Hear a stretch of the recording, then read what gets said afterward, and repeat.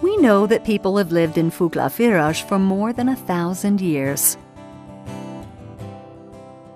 Archaeological research carried out near the stream, Fuglafjørður, has shown that Viking settlers were present early in the history of the Faroe Islands.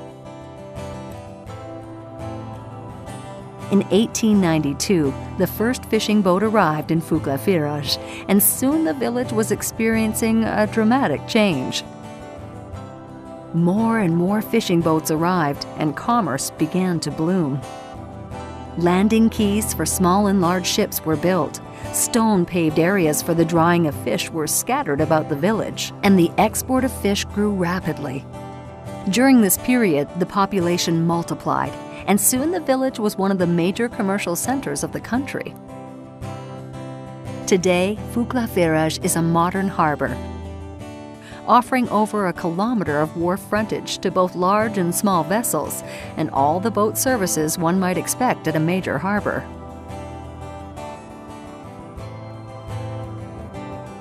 In addition, the municipality built a small boat harbor with enough floating piers for the long-term berthing of local pleasure boats and small fishing boats, as well as the many boats who visit Fuglafjørður during the summer season. One of the largest fish feed processing plants in all of Scandinavia is located in Fuglafjørður, as is a large producer of fishing gear. Fuglafjørður is also well suited to bunkering, and a modern facility services not only local vessels, but also foreign ships of all sizes, regardless of the type of fuel oil they require.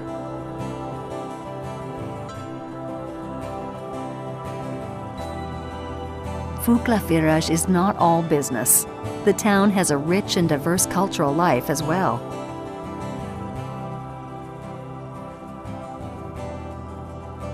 When driving into the only entrance into Fuglafjørður, you can't miss the statue of the extraordinary, energetic, and productive Victor Danielsson, who became the first man to translate the Bible into Faroese. For hundreds of years, music has echoed about the streets of Fuglafjørður. Today there are choirs and horn orchestras, folk music groups, and a delightful variety of bands and groups performing all types of music.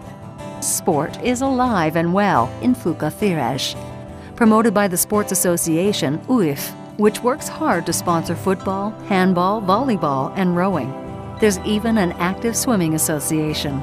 In 2002, Fuglafjørður dedicated its own cultural center, a splendid facility that can accommodate most every type of performance. The cultural center not only hosts local events, but is used by the entire country. Painting has a long history as well, and many of the country's best-known painters live in Fuglafjørður, and they often arrange special exhibitions. Schooling in Fuglafjørður has slowly evolved over the centuries. The first school was founded in 1882. It was a sturdy building and is now home to the municipal library and the local tourist information center.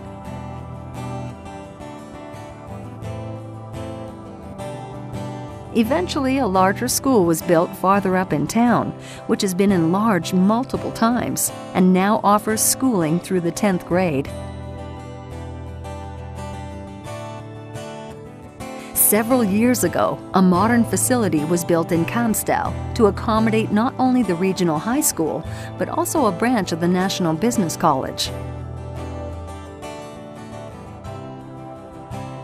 Fuglafjørður is a dynamic, progressive town, which probably explains why, with just 3% of the total population of the Faroe Islands, it is responsible for some 20% of the national export of the country.